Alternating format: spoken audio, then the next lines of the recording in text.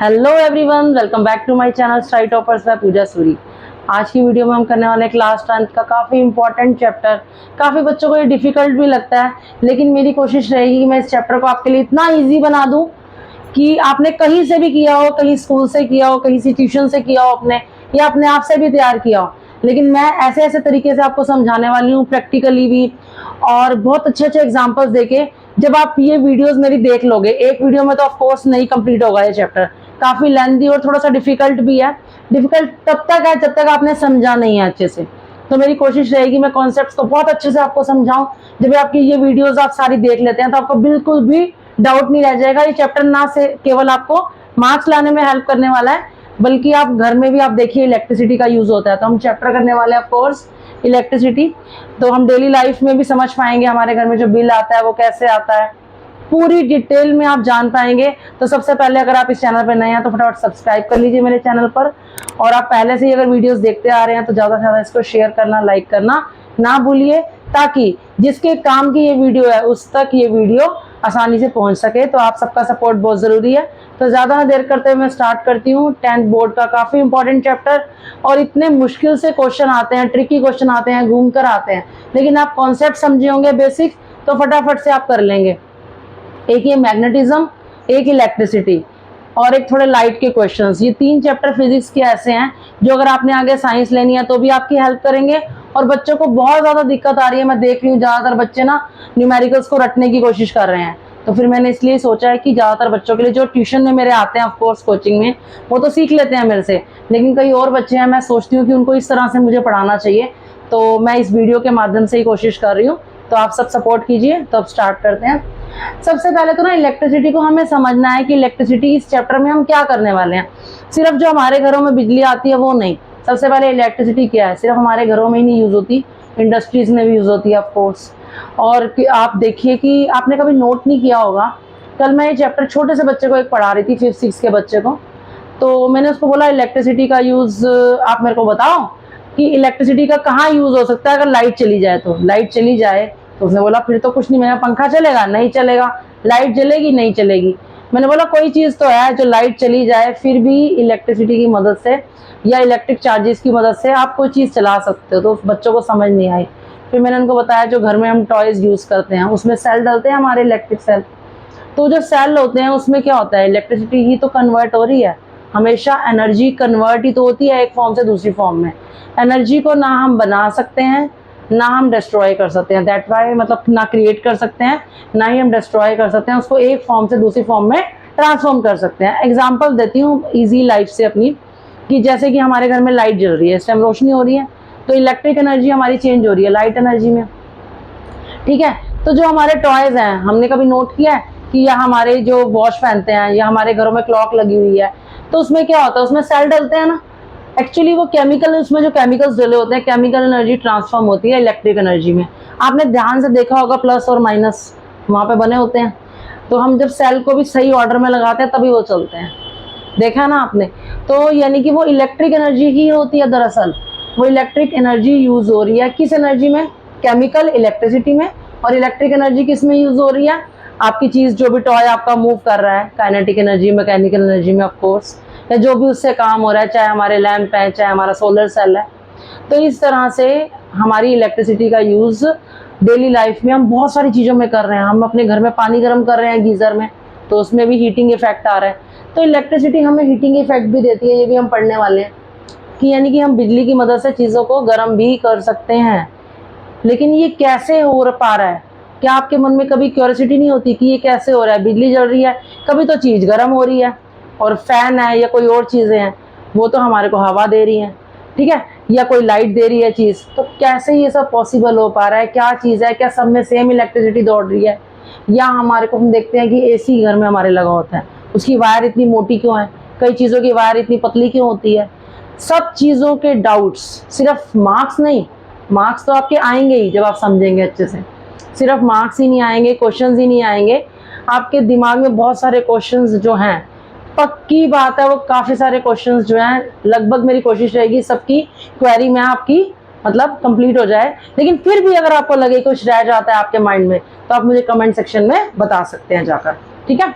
तो हम heating effect देखने वाले हैं। जैसे मैंने आपको बताया माइक्रोवेव में हम हीटिंग इफेक्ट क्रिएट कर सकते हैं, और प्रेस जो हम आयरन करते हैं कपड़े अपने, उसमें हम पढ़ने वाले हैं। इलेक्ट्रिक पावर क्या है, अब कोई भी चीज़ है उसकी पावर कईयों की ज़्यादा हो सकती है, ज़्यादा पावर वाली, जैसे हमने घर में एसी लगा रखा है तो वो ज़्यादा पावर कंज्यूम करता है। कोई चीज़ें ऐसी हैं बल्ब है, लाइट है, वो कम पावर कंज्यूम करती हैं। तो कितनी पावर की हम चीज़ यूज़ कर रहे हैं, कितना बिल आएगा, और कैसे उसको मेजर कर सकते हैं टाइम से, तो ये सब हम सीखने वाले हैं इस चैप्टर में। Electric potential, electric charge, conductor, insulator, इन सब की बेसिक पॉइंट्स आपको क्लियर होने चाहिए। सबसे पहले ये तो आपको बिल्कुल अच्छे से पता होगा, ये छोटी क्लासेस से सब बच्चों ने पढ़ा हुआ है, कंडक्टर और इंसुलेटर। कंडक्टर वो होते हैं जिसमें से इलेक्ट्रिसिटी जो अपने आप को कंडक्ट करने देते हैं, यानी कि जाने देते हैं इलेक्ट्रिसिटी को, और इंसुलेटर वो होते हैं जो अपने में से इलेक्ट्रिसिटी को पास नहीं होने देते। चार्जेस, अब इलेक्ट्रिक चार्जेस भी हमारे क्या होते हैं, एक पॉजिटिव होता है, एक नेगेटिव होता है।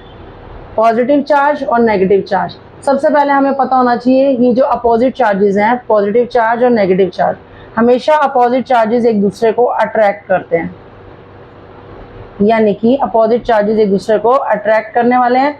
और सेम चार्जेस अगर माइनस के साथ माइनस ले आए या प्लस के साथ हम प्लस ले आए तो ये एक दूसरे को रिपेल करते हैं, यानी कि लाइक चार्जेस रिपेल करते हैं और अनलाइक चार्जेस एक दूसरे को अट्रैक्ट करते हैं। ठीक है, तो दो तरह के हमारे पास चार्जेस हैं, पॉजिटिव और नेगेटिव। अनलाइक है तो अट्रैक्ट करेंगे एक दूसरे को, लाइक है तो रिपेल करेंगे। ये हम डेली लाइफ से इसका एग्जांपल भी दे सकते हैं। ग्लास की रोड ली और सिल्क के साथ उसको, सिल्क के कपड़े के साथ उसको रब किया, तो उसमें भी ऐसा ही होता है कि ग्लास के ऊपर क्या होता है, जो इलेक्ट्रॉन्स होते हैं वो मूव करके चले जाते हैं सिल्क के कपड़े में। सिल्क के कपड़े में चले गए, अब सिल्क का कपड़ा क्या हो जाएगा, नेगेटिवली चार्ज, और जो ग्लास की रोड है वो पॉजिटिवली चार्ज हो जाएगी। ठीक है, तो पहले दोनों न्यूट्रल थे, जैसे कि ग्लास की हमने यहाँ पर रॉड ले ली। ठीक है, ये ग्लास की रॉड है। अब हमने यहाँ सिल्क के कपड़े से इसको, सिल्क क्लॉथ से इसको अगर हम रब करते हैं तो अभी दोनों न्यूट्रल हैं, अभी दोनों न्यूट्रल हैं, एक दूसरे को कुछ अट्रैक्ट वगैरह नहीं करने वाले। लेकिन जब हम इसको रब कर रहे हैं ग्लास की रॉड को इसके साथ, तो क्या होता है, रबिंग करने से इसके अंदर फ्रिक्शन पैदा होता है, और उस फ्रिक्शन फोर्स की वजह से इसके कुछ इलेक्ट्रॉन्स मूव करके यहाँ चले जाते हैं सिल्क के कपड़े में। तो इलेक्ट्रॉन्स मूव करके इधर चले गए। अब जब इलेक्ट्रॉन्स कम हो गए इसके पास, तो ये क्या हो गया, ये पॉजिटिवली चार्ज हो गई रॉड। अब जब ये पॉजिटिवली चार्ज रॉड को हम कागज के टुकड़े करेंगे और उसके पास लेके आएंगे तो वो उसको अट्रैक्ट कर लेगी। ठीक है, पहले न्यूट्रल थी, नहीं कर पा रही थी, अब इस ये पॉजिटिवली चार्ज हो गई। क्यों? क्योंकि इसके इलेक्ट्रॉन्स मूव होके चले गए सिलिकॉन में और सिल्क के क्लॉथ में। ठीक है, तो पॉजिटिवली चार्ज हो गई। अब ये क्या हो गई, हमने क्या देखा कि ये जो इलेक्ट्रिसिटी नहीं है, ये इलेक्ट्रिक जो चार्जेस हैं, दरअसल ये इलेक्ट्रिसिटी इस तरह की, अब थोड़ी देर बाद क्या होने वाला है कि इसका इम्पैक्ट खत्म हो जाएगा, यानी कि अगर दोबारा करके देखेंगे ना हम इसको ग्लास की रॉड को थोड़ी देर बाद, तो वो गायब हो जाएंगे। मतलब जितनी देर में उसके अंदर था पॉजिटिव, तो उसने अट्रैक्ट किया, थोड़ी देर बाद ये चले गए। तो ये स्टैटिक इलेक्ट्रिसिटी है जो थोड़ी देर के लिए सिर्फ रहती है। ठीक है, और बहुत वीक होती है। लेकिन हम जो अब अपने कोर्स में करने वाले हैं वो हम करने वाले हैं दूसरी वाली इलेक्ट्रिसिटी। ठीक है, तो अब हम करेंगे स्टार्ट। आपको कंडक्टर और इंसुलेटर समझ आ गया होगा, चार्जेस समझ आ गए होंगे कि पॉजिटिवली चार्ज यानी कि अनलाइक चार्जेस अट्रैक्ट करते हैं और लाइक चार्जेस एक दूसरे को रिपेल करते हैं, क्योंकि अनलाइक चार्ज हो रहे थे तभी अट्रैक्ट कर रहे थे। ठीक है, और न्यूट्रल नहीं करता है किसी को। अब हम करने वाले हैं इलेक्ट्रिक पोटेंशियल। अब इलेक्ट्रिक पोटेंशियल और पोटेंशियल डिफरेंस में भी फ़र्क है। मैं पूछती हूँ बच्चों से कई बार क्या फ़र्क है, तो वो दोनों में एक ही तरह की डेफिनेशन बोल देते हैं, या उन्होंने रट रखा है, डेफिनेशन को याद करते हैं और बोलते हैं, मीनिंग किसी को भी नहीं पता।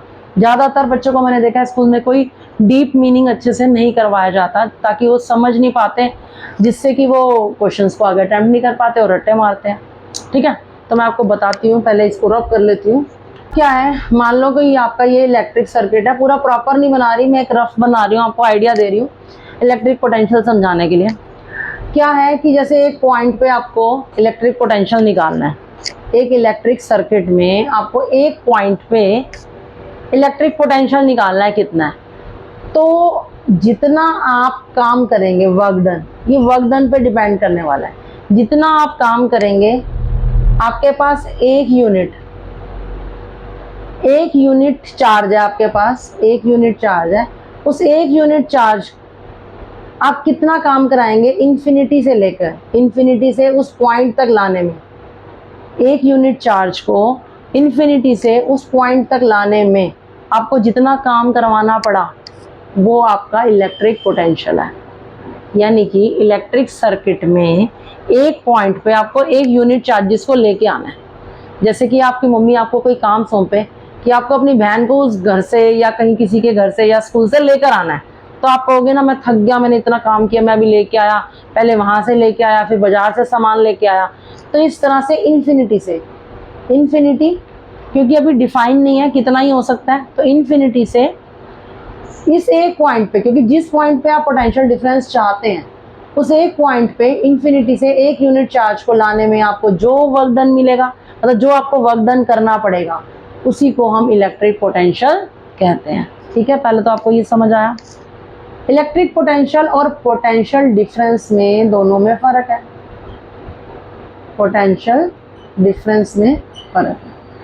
अब क्या है, यहाँ पर तो आपने एक हो गया इलेक्ट्रिक पोटेंशियल, अगर आप दो पॉइंट्स ले लो, यानी कि इन दो पोटेंशियल, मतलब यहाँ पर भी एक पोटेंशियल है, यहाँ पर भी एक पोटेंशियल है, यानी कि दो के बीच में इलेक्ट्रिक डिफरेंस जो है, मतलब अगर दो पॉइंट्स हैं, आपको एक पॉइंट से दूसरे पॉइंट पर लेकर आना है, लेकिन कैसे आएगा वो, कैसे आएगा?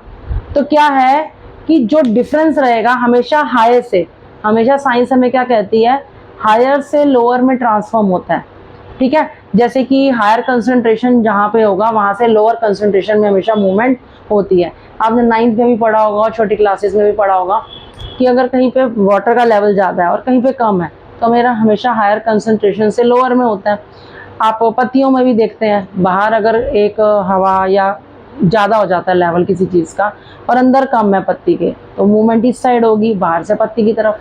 और क्या होता है कि अगर अंदर किसी चीज़ के बढ़ जाता है लेवल तो अंदर से मीडियम में जाता है बाहर।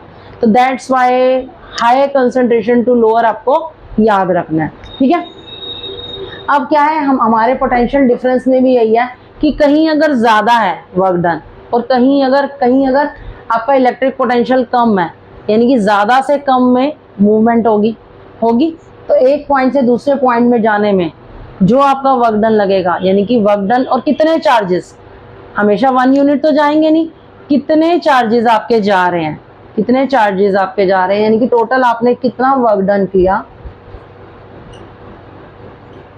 और जितने चार्जेस हैं, नंबर ऑफ चार्जेस, कितने चार्जेस कितना काम करके आपको दे रहे हैं, वो आपका पोटेंशियल डिफरेंस निकल जाने वाला है। ठीक है, तो यानी कि मान लो 100 चार्जेस ने आपके काम किया और कितना काम करके दिया, 100 चार्जेस ने आपको मान लो 50 कूलम काम करके दिया, तो आपका 0.5 वोल्ट पोटेंशियल डिफरेंस निकलने वाला है। दैट्स आपको याद करना है, मैं आपको मतलब सबसे पहले बता देती हूँ, इनके सिंबल्स वगैरह थोड़ा इजी हो जाएगा आपको। वर्क डन को आप W से डिनोट करोगे, वर्क डन को, ठीक है, और वर्क डन आप जूल में मेजर करते हैं, इसकी यूनिट क्या है हमारी वर्क डन की, जूल है। ठीक है, और जो ये चार्जेस की हम बात कर रहे हैं, दरअसल हमारे कंडक्टर के थ्रू चार्जेस ही मूव कर रहे हैं। ठीक है, तो चार्जेस मूव कर रहे हैं किसी चीज़ में तो हम बोलेंगे उसमें इलेक्ट्रिसिटी है, यानी कि इलेक्ट्रिक करंट दौड़ रहा है। तो चार्जेस की यूनिट क्या होती है, कोलम्ब, इसको हम C से डिनोट करते हैं। चार्जेस की यूनिट हो गई कोलम्ब, जिसे हम C से डिनोट करेंगे। वर्क डन की यूनिट हो गई जूल, टाइम की यूनिट हो गई सेकंड। ठीक है, तो यानी कि वर्क डन कितने चार्जेस ने कितना वर्क डन किया, जब हम डिवाइड करते हैं इसको तो हमारा पोटेंशियल डिफरेंस निकल आएगा। ठीक है, तो आपको इलेक्ट्रिक पोटेंशियल एक पॉइंट पे और आपको दो के बीच में डिफरेंस है। आप देखो कि जहाँ पे इलेक्ट्रिसिटी बनती है या जहाँ से हमारे को पावर की सप्लाई आती है, वो हमारे घर में कैसे आती है, कभी आपने सोचा यहाँ से वापस क्यों नहीं चली जाती वहाँ पर? डिफरेंस की वजह से क्या होता है कि वहाँ कितनी ज़्यादा अमाउंट में बनती है और यहाँ वर्क डन होने क्या करना है, चार्जेस से मूव होके इधर आना है, तो यहाँ पे लो है पोटेंशियल, तो इसीलिए ही इसी डिफरेंस की वजह से मूवमेंट होती है। ठीक है, तो आपको ये चीज़ समझ आ गई होगी, इलेक्ट्रिक पोटेंशियल और पोटेंशियल डिफरेंस। अब हमने जब भी सीख लिया कि इलेक्ट्रिक पोटेंशियल क्या होता है, पोटेंशियल डिफरेंस क्या होता है, तो मैं आपको लिख के अच्छे से समझाने वाली हूँ कॉपी पे। अब पोटेंशियल डिफरेंस का हमने क्या फॉर्मूला बनाया है, पोटेंशियल डिफरेंस, अभी मैंने आपको बताया कि पोटेंशियल डिफरेंस दो पॉइंट्स के बीच में होता है इलेक्ट्रिक सर्किट के, यानी कि amount of work done in moving unit charge from one point two another, एक पॉइंट से दूसरे पॉइंट तक यूनिट चार्ज कितना काम करके जा रहे हैं। तो फॉर्मूला हमारा तैयार होता है इसी से ही। वर्क डन किया है, किसने किया है, यहां पे आ जाएंगे आपके quantity of charge move. Potential difference को मैंने आपको बताया था वोल्ट मीटर से नापते हैं, इसको नापने का इंस्ट्रूमेंट क्या है, वोल्ट मीटर, और इसको V से डिनोट करते हैं, ठीक है। और वर्क डन का मैंने आपको बता दिया, वर्क डन को जूल में नापते हैं, J से डिनोट करते हैं। और क्वांटिटी ऑफ चार्जेस मूव, कितने चार्जेस मूव करें, और चार्जेस को हम Q से डिनोट करते हैं, लेकिन Q से तो हम इसको डिनोट कर रहे हैं, ठीक है, पर इसको नापने की यूनिट जो है वो कोलम्ब है, ठीक है। दोबारा अच्छे से आपको बता देती हूँ कि चार्जेस को Q से डिनोट करते हैं, जैसे टाइम को, जैसे कि आपका टाइम है, टाइम को आप T से डिनोट कर रहे हो ना, लेकिन उसकी यूनिट तो अलग है, यूनिट तो उसकी सेकंड है, ठीक है। तो ऐसे ही जैसे आप डिस्टेंस है, डिस्टेंस को आप S से डिनोट करते हो, लेकिन उसकी जो यूनिट है वो किलोमीटर है।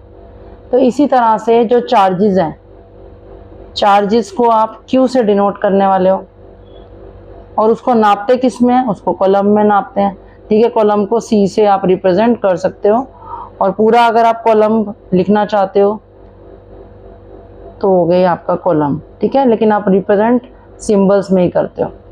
तो ये हो गया चार्जेस का सिंबल C, कॉलम, डिस्टेंस का किलोमीटर, टाइम का सेकंड, वर्क डन का जूल, पोटेंशियल डिफरेंस का V, ठीक है। तो हमारा क्या फॉर्मूला तैयार हो गया पोटेंशियल डिफरेंस का, V is equal to W, यानी कि वर्क डन, W से डिनोट किया, ये इसकी यूनिट, और quantity of charges move by Q, तो V is equal to W by Q। आप ये भी याद कर सकते हो W is equal to VQ, जिस तरह से आपको याद करना, फॉर्मूले से भी आप इसको कर सकते हो कि किस तरह से बना है, कि कितनी क्वांटिटी के चार्जेस ने कितना काम किया है, कितने क्वांटिटी ऑफ चार्जेस ने कितना काम किया है, वही हमारा पोटेंशियल डिफरेंस है। मैंने आपको बताया ही था कि अगर एक पॉइंट पे देखना है तो वो इलेक्ट्रिक पोटेंशियल होता है, दो के बीच में जो डिफरेंस देखते हैं कि इस पॉइंट से लेके इस पॉइंट तक आने में कितने चार्जेस गए हैं और उन्होंने कितना काम किया है, वही पोटेंशियल डिफरेंस है। और आप इसको वोल्ट मीटर की मदद से नाप सकते हो, ठीक है। अब मैं आपको एक क्वेश्चन करके दिखा देती हूँ जिससे आपको समझ आ जाए। जैसे आपको पूछा जाए कि how much work is done to move 2 coulomb charges, यानी कि चार्जेस मुझे दे रखे हैं 2 कॉलम, और आपको दे रखा है from a point at 118 volts to, वहां से लेके जाना है 128 वोल्ट्स तक लेके जाना है। तो यानी कि 118 वोल्ट से 128 वोल्ट तक लेके जाना है, तो कितना वर्क डन होगा। तो सबसे पहले हम देख लेंगे पोटेंशियल डिफरेंस कितना है। पोटेंशियल डिफरेंस उसको भी हम V से डिनोट करते हैं, तो इनका डिफरेंस देख लेंगे, 128 माइनस 118, तो आ गया मेरा 10 वोल्ट हो गया आपका, ठीक है। तो 10 वोल्ट आपका निकल आया। अब आपको वर्क डन निकालना है। मैंने अभी आपको क्या बताया, W is equal to V into Q। V कितना निकल आया 10, Q कितना आपका 2, यानी कि आपका आ गया 20 जूल आंसर, ठीक है। तो इस तरह से आप निकाल सकते हो क्वेश्चंस को। अब आपको किसी क्वेश्चन में क्या करने वाले हैं, V गायब कर देंगे, किसी में W गायब कर देंगे, किसी में Q, लेकिन आपको 3 चीजें हैं। अगर आपको 2 भी गिवन है, तीसरी आप निकाल सकते हो इधर उधर करके। आपको पता है इक्वल टू की इधर लेकर जाना हो किसी चीज को, जैसे दोनों मल्टीप्लाई है, V को उधर ले जाना तो डिवाइड होगा, Q निकल आएगा। अगर Q को उधर ले जाएंगे तो V निकल जाएगा, ठीक है। तो इस तरह से आप इन क्वेश्चंस को अप्लाई कर सकते हो, ठीक है। मैं अब आपको नेक्स्ट समझाती हूँ। वोल्ट मीटर भी आपको दिखा देती हूँ मैं पिक्चर में कि वोल्ट मीटर भी किस तरह से आप नाप सकते हो। और ये ध्यान रखना है आपको कि जब आप वोल्ट मीटर से आप नापोगे तो आपको वोल्ट में ही उसको यूनिट को लिखना है, ठीक है। अब हम इलेक्ट्रिक करंट देखने वाले हैं। इलेक्ट्रिक करंट आपको अच्छे से समझा देती हूँ। अब क्या है, जब दो चार्ज बॉडीज, अगर हमने दो चार्ज बॉडीज ले ली, ठीक है, दोनों का इलेक्ट्रिक पोटेंशियल अलग अलग है। दो चार्ज बॉडीज हमने ले ली, उनका इलेक्ट्रिक पोटेंशियल अलग अलग है। तो अगर हम उनको कनेक्ट कर देते हैं, जैसे मान लो एक ये हो गया ए, एक हो गई बी, ठीक है, तो दो चार्ज बॉडीज हमारे पास हैं। अगर मैं इनको मेटल की वायर से कनेक्ट कर देती हूँ, मेटल की वायर से कनेक्ट कर देती हूँ, दोनों का पोटेंशियल अलग अलग है, तो इलेक्ट्रिक चार्जेस इसमें से फ्लो करने लग जाएंगे। मैंने आपको बताया था हायर से, जैसे कि यहाँ पे 6 वोल्ट है, यहाँ पे 4 वोल्ट है, तो हायर वाले से लोअर वाले तक मूव करने लग जाएंगे चार्जेस। तो जब ये चार्जेस मूव कर तब तक करते रहेंगे जब तक दोनों का पोटेंशियल सेम ना हो जाए। तो हमने क्या देखा कि हायर से लोअर अगर पोटेंशियल डिफरेंस रहता है तो चार्जेस मूव करने लग जाते हैं, इधर की तरफ मूव करने लग जाएंगे, ठीक है। तो चार्जेस जब मूव करने लग जाएंगे हायर से लोअर, तो दोनों तब तक करते रहेंगे जब तक दोनों का पोटेंशियल सेम ना हो जाए। तो चार्जेस जो ये मेटल की वायर के अंदर जो जा रहे हैं मूव करते हुए, दरअसल वही उसी को ही हम बोलते हैं कि इलेक्ट्रिक करंट है।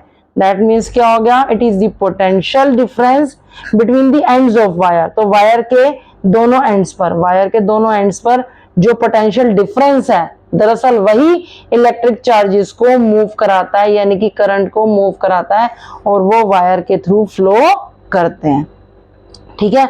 आपको ये चीज समझ आ गई।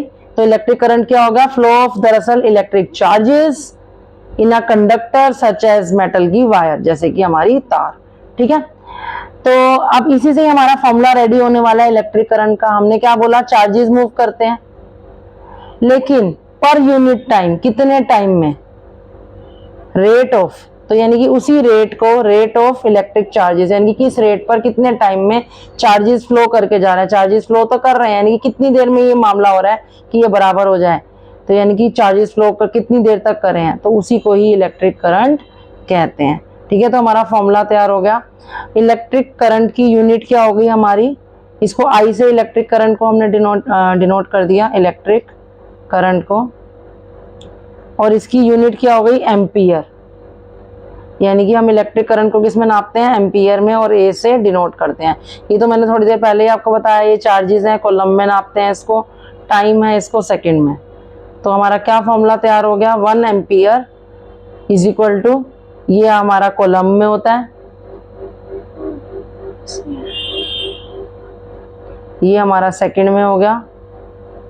तो हमने क्या देखा, जब एक कॉलम चार्जेस फ्लो कर रहे हैं किसी भी कंडक्टर में क्रॉस सेक्शन से 1 सेकंड में, जब एक कॉलम चार्जेस मूव करते हैं 1 सेकंड में, तो फिर जो करंट फ्लो कर रहा होता है उसे 1 एम्पियर कहते हैं। तो आपको 1 एम्पियर डिफाइन करने को भी आ सकता है, ठीक है। 1 एम्पियर क्या हुआ, आपको डिफाइन करने को भी आ सकता है। तो आप लिखेंगे कि 1 coulomb charges, when 1 coulomb charges flow through conductor in 1 second, then electric current is said to be 1 ampere, ठीक है। तो आपको ये भी समझ आ गया। अब 1 एम्पियर तो आपकी हो गई यूनिट, लेकिन आप मिली एम्पियर भी आगे देखेंगे, छोटी यूनिट भी आएगी आपको यूज में, तो आपको वो भी बता दूं, 1 milliampere 10 raise to the power -3 ampere के बराबर होता है, यानी कि मिली छोटी यूनिट है, यानी कि एम्पियर को 1000 से अगर हम डिवाइड करते हैं तो मिली एम्पियर बनता है। तो इसीलिए 1 2 3 10 है, तो 10 रेज टू द पावर -3 कर दी, क्योंकि 1000 को हम 1 2 3 नीचे है ना, तो ये ऊपर ले गए, तो यानी कि माइनस मतलब ये डिवाइड में है। तो मिली एम्पियर कितना होगा, 10 raise to the power -3 ampere, ठीक है। तो करंट को नापने के लिए हमारी यूनिट हो गई एम्पियर, लेकिन एक इंस्ट्रूमेंट भी लगता है हमारा। उस अगर इंस्ट्रूमेंट को आपका नाम आए कि आप इंस्ट्रूमेंट कोई बताइए जिससे आप करंट को नाप सकते हो किसी सर्किट में, तो उसका नाम है एमीमीटर, ठीक है। तो हम आते हैं, हम अब आपको क्वेश्चन बता देती हूँ, पहले 1-2 बातें बता देती हूँ। अभी हमने क्या देखा है लास्ट, कि करंट को अगर हमने मेजर करना हो तो किस इंस्ट्रूमेंट से करते हैं, current is measured by an instrument, उस इंस्ट्रूमेंट का नाम आप बिल्कुल याद से लिख लीजिए, बहुत इंपॉर्टेंट है। एमीमीटर कहते हैं उसे। और एमीमीटर को ये आपने बिल्कुल ध्यान रखना है कि आपको कंडक्टर के बिल्कुल, जब आप इसको बना रहे हैं, सर्किट बना रहे हैं, तो आप सीरीज में लगाएंगे, सीरीज में लगाएंगे एमीमीटर। जैसे ये सीरीज चल रही है आपकी, तो एमीमीटर ऐसे आपका सीरीज में लगेगा, ठीक है। एमीमीटर इस तरह से आप लिख सकते हैं। तो यानी कि जब आपका सर्किट बना होगा तो इस सर्किट में सीरीज में ही आपका एमीमीटर लगने वाला है। इस एमीमीटर से आप करंट देख सकते हैं कि सर्किट में कितना दौड़ रहा है, ठीक है। ये चीज आपको समझ आ गई। लेकिन एक बात और ध्यान रखनी है, क्योंकि इसमें से करंट पास हो रहा है एमीमीटर में से, एमीमीटर का रेजिस्टेंस बड़ा कम होना चाहिए। क्यों? अब मैं आपको रेजिस्टेंस भी बता देती हूँ। रेजिस्टेंस क्या होता है, जो पहली बार कर रहे हैं उनके लिए। अब क्या होता है कि जैसे मान लो कि ये रास्ता है, ठीक है, यहाँ से आपकी इलेक्ट्रिसिटी दौड़ती जा रही है, दौड़ती जा रही है। अब मान लो कि लड़का दौड़ता जा रहा है, कोई उसको शैतान लड़के ने रास्ते में रोक लिया, तो वो धीरे चलेगा, ठीक है। तो इसी तरह से जब करंट जा रहा है तो उसको जो अपोजिट फोर्स जो उसको रोकता है वो होता है रेजिस्टेंस। तो जितना रुकावटें ज़्यादा होंगी, जितना रेजिस्टेंस ज़्यादा होगा, उतना करंट कम दौड़ पाएगा। तो हमें कैसा चाहिए एमीमीटर का, जो रेजिस्टेंस है वो लो होना चाहिए। तो यानी कि ना के बराबर या बिल्कुल कम रेजिस्टेंस होगा, उसको रोकने के लिए कोई नहीं होगा, तो करंट प्रॉपर दौड़ेगा और हम आसानी से बिना किसी चेंज के बिल्कुल सही करंट जो फ्लो कर रहा है वो हम मेजर कर पाएंगे, वो चेंज नहीं कर पाएगा। अगर रेजिस्टेंस कम होगा तो एमीमीटर की रीडिंग बिल्कुल सही आएगी, उसकी वैल्यू चेंज नहीं होगी। तो हम एक प्रॉब्लम सॉल्व करके देख लेते हैं। अगर मान लो आपको कोई बल्ब दे रखा है, इलेक्ट्रिक बल्ब, वो करंट है, उसके अंदर कितना करंट है, 0.25 एम्पियर का। मैंने आपको बताया था इलेक्ट्रिक करंट की यूनिट होती है एम्पियर। अब आपको दे रखा है 20 मिनट्स, टाइम दे रखा है 20 मिनट्स। एक इलेक्ट्रिक बल्ब है, वो करंट कितना ले रहा है, 0.25 एम्पियर का, और 20 मिनट्स के लिए ले रहा है। तो आपको इलेक्ट्रिक चार्ज निकालने हैं, कितने फ्लो करते हैं। चार्ज निकालना है तो Q ऐसे लिख दो। फिर मैंने आपको बताया था फॉर्मूला, Q = IT किट, या I = Q/T, जो भी आपको याद है आप उसमें पुट कर सकते हैं। लेकिन एक ध्यान रखने वाली बात क्या थी, मैंने आपको बताया था टाइम किस में होना चाहिए, सेकंड्स में। अब ये मिनट में दे रखा है, तो 1 मिनट में कितने होते हैं, 1 मिनट में 60 सेकंड्स होते हैं। तो 20 मिनट्स में हम निकाल लेंगे, तो 20 × 60 कर लिया, 1200 सेकंड्स हमारे हो गए, ठीक है। अब चार्जेस निकालने हैं, तो I × T, I कितना करंट है, 0.25 इंटू टाइम है 1200। अब जब डेसिमल है इसको नीचे लाएंगे तो इसको हटाकर नीचे 100 आ जाएगा, ये कट गया इससे। तो 12 को 25 से मल्टीप्लाई कर लो, ये आपका कॉलम आंसर आ गया, ठीक है। तो अब आपको समझ आ गई कि क्वेश्चंस अगर समझ आने लग जाए तो बहुत इजी है। तो हमारे कौन कौन से फॉर्मूले हो गए, एक हमारा हो गया ये Q = IT, और एक हमारा हो गया W = VQ, ठीक है।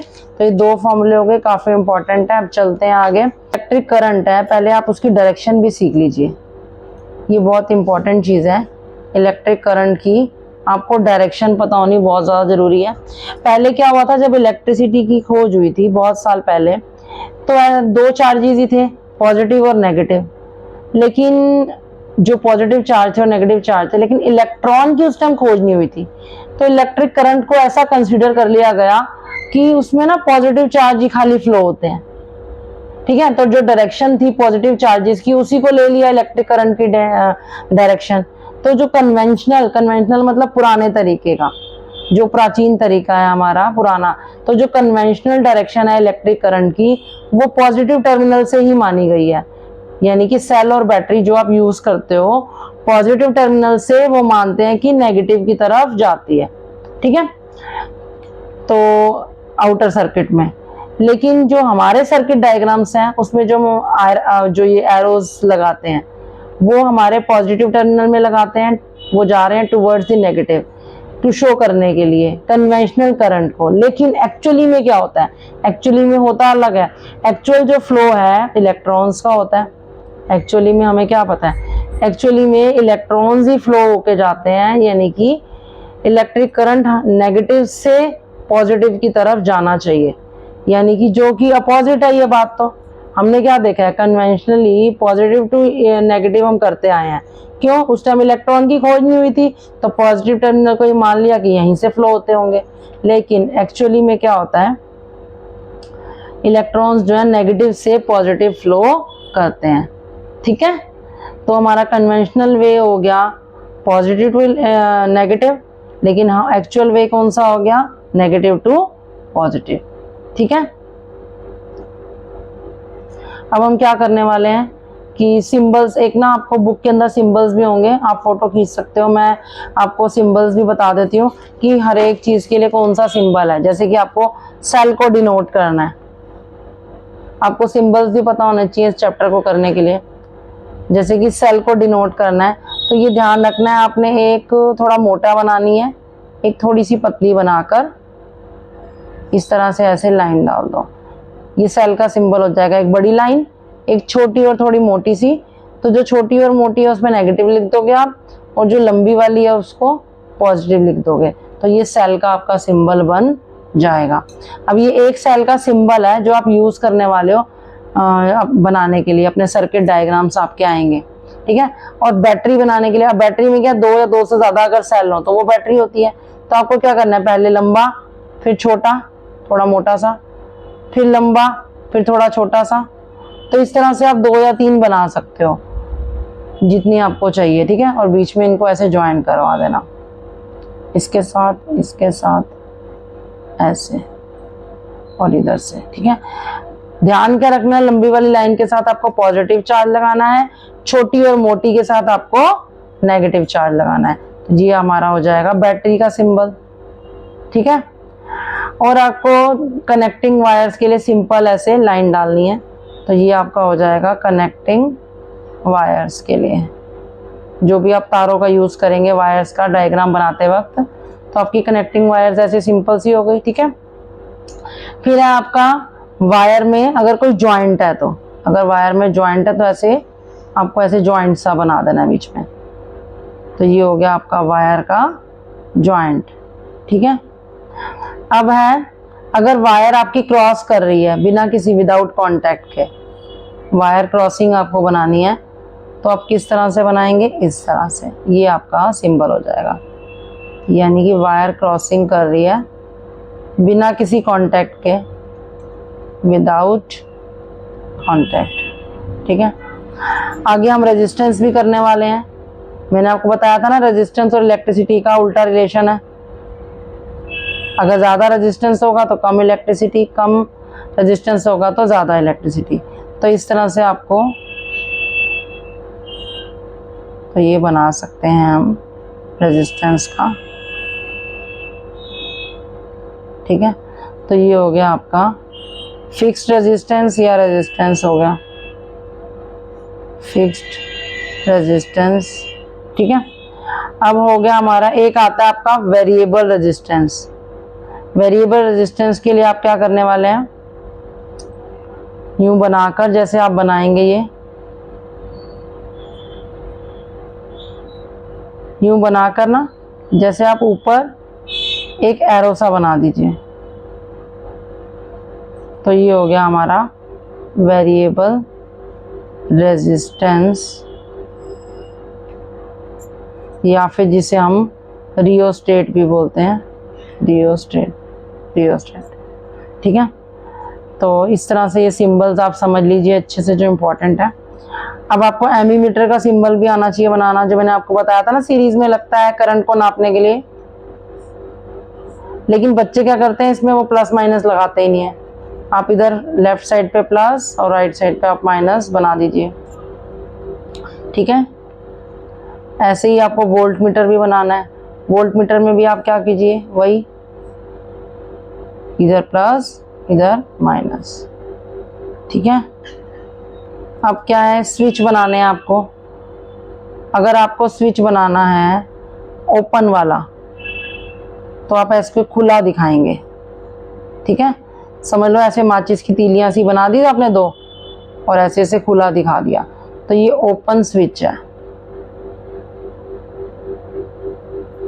ठीक है, या एन ओपन प्लग की,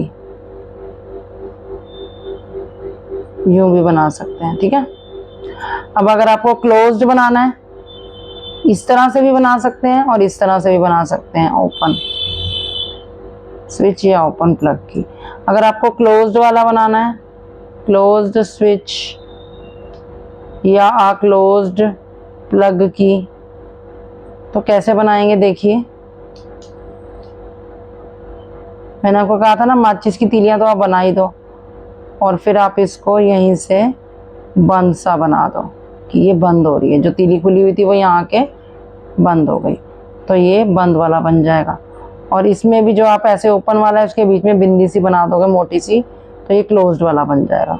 तो ये क्लोज्ड है यानी कि बंद है अभी स्विच हमारा, और ये स्विच हमारा खुला हुआ है। ठीक है, तो यानी कि जब ये बंद होता है ना तो सर्किट कंप्लीट होता है, तभी इलेक्ट्रिसिटी मूव करती है। अगर ये खुला रहेगा तो इलेक्ट्रिसिटी मूव नहीं करेगी। जैसे बटन आपके घर में बंद है तो अभी सर्किट खुला हुआ है, जब आप बटन दबाएंगे तो सर्किट कंप्लीट हो जाएगा और फिर मूवमेंट स्टार्ट हो जाएगी करंट की। बल्ब के लिए, इलेक्ट्रिक बल्ब के लिए ऐसे करके, वही जैसे माचिस की दो तीलियां सी आप बनाते हो, एक का मुंह इधर एक का वो, दोनों का देखो मोटा वाला पार्ट इधर आ जाएगा और फिर इस तरह से ऐसे बना देंगे। तो ये हमारा बल्ब का सिंबल हो गया। इस तरह से भी होता है और एक ये होता है, आप सर्कल बना के ऐसे कर लो, और इस तरह से ये भी होता है। ज़्यादा ये यूज़ होता है तो आप यही वाला कर लो, ज़्यादा बेटर है। ठीक है, एक आपका गैल्वेनोमीटर है। अभी सिंबल याद कर लो, सभी समझा दूंगी किस लिए, कहाँ कहाँ क्या क्या यूज़ हो रहे हैं। ठीक है, तो आपके ये सिंबल्स हो गए जो कि बहुत इंपॉर्टेंट है, आपके काम आने वाले हैं। इन सबको भी आप लर्न कर लीजिए। एक आपका हो गया कन्वेंशनल करंट भी हो गया, और नाउ डेज क्या यूज़ करते हैं, सारे सिंबल्स भी हो गए आपके।